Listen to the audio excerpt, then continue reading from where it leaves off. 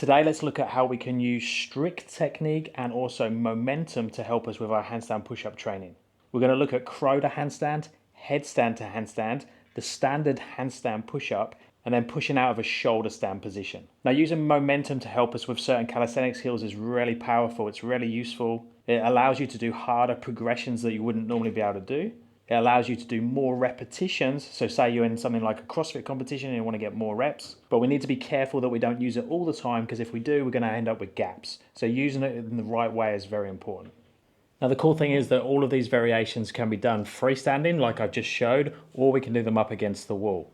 So depending on how your balance is, you could use the wall as much as you need to. And let's look at that crow to handstand in a little bit more detail. So we need to get very good at the seesaw, especially if we're going to use momentum. So what do I mean about the seesaw? The head and shoulders need to come down and the hips and the feet need to come up at the same time. We need those talking to each other. So if I'm in this position, if I rock forwards with my head and shoulders and lift my hips and my feet up, see how they're doing the opposite. So we're moving around the elbows, around the base.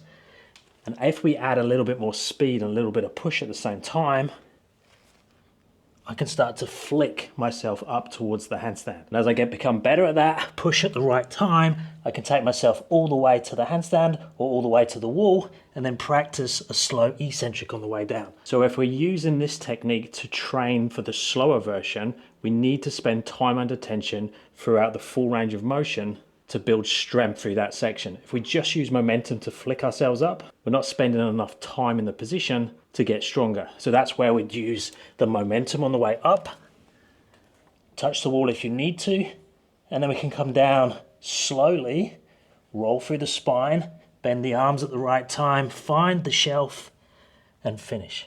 And then over time, you can just turn down the dial of how much intensity, how much momentum you're actually using to get yourself up.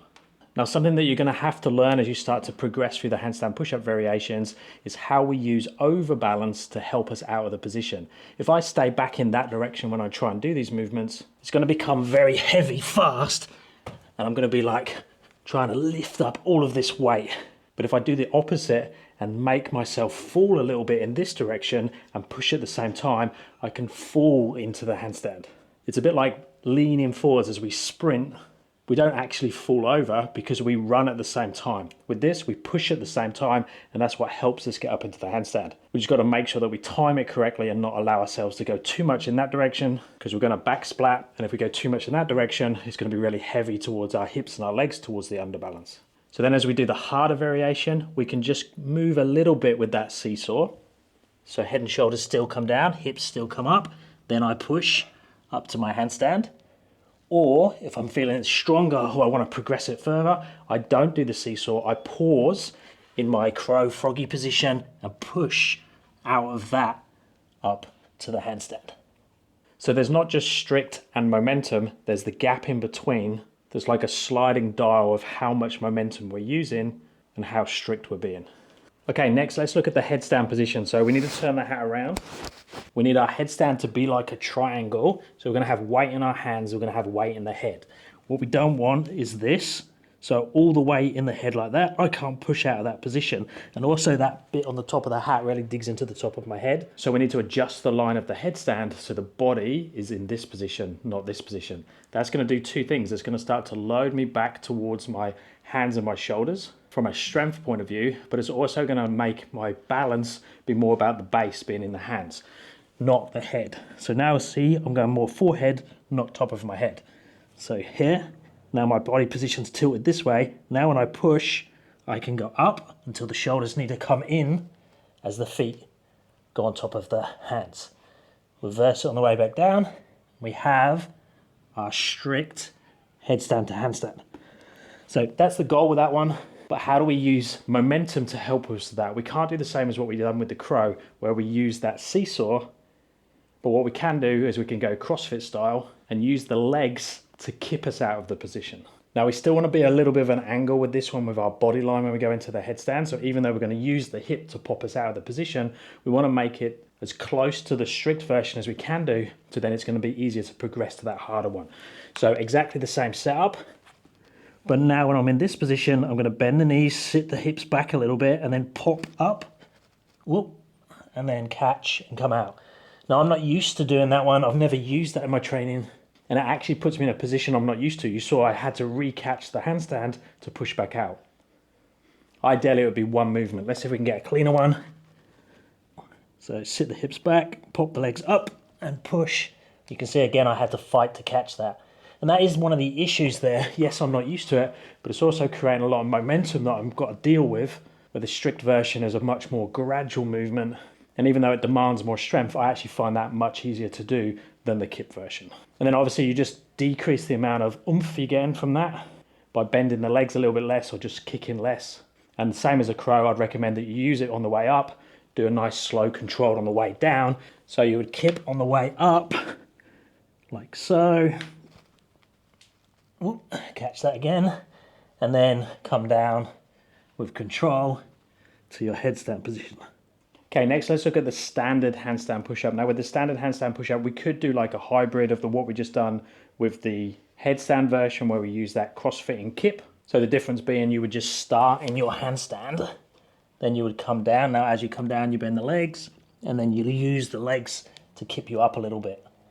And then you just use more of that kippy movement to help you out. Now that can work, but with this one, I'd actually prefer to use a little bit more of the overbalance, underbalance transition, and a little bit more of a banana type handstand to help you up. So instead of using the kip version, with this one, I'm gonna take the head and shoulders forwards, the feet back, and then when I come back up, I'm gonna do this. So I'm going to try and whip the feet over a little bit more. Now you might need to banana the body as you go over to dangle your feet over towards that overbalance, but that should also help to pull you out of the position. You just got to be careful that it doesn't take you too far in that direction. So getting the timing right is a bit tricky, but it will definitely help you back out. So if I come down strict, head and shoulders come forwards, feet gone back, then feet go over like that. So strict down, feet come over, which pulls me back. Now that definitely makes it easier, but the timing needs to be spot on, so it's a little bit challenging. One way to do it is to use the wall, because now if you get the timing wrong, you're just going to hit the wall a little bit harder.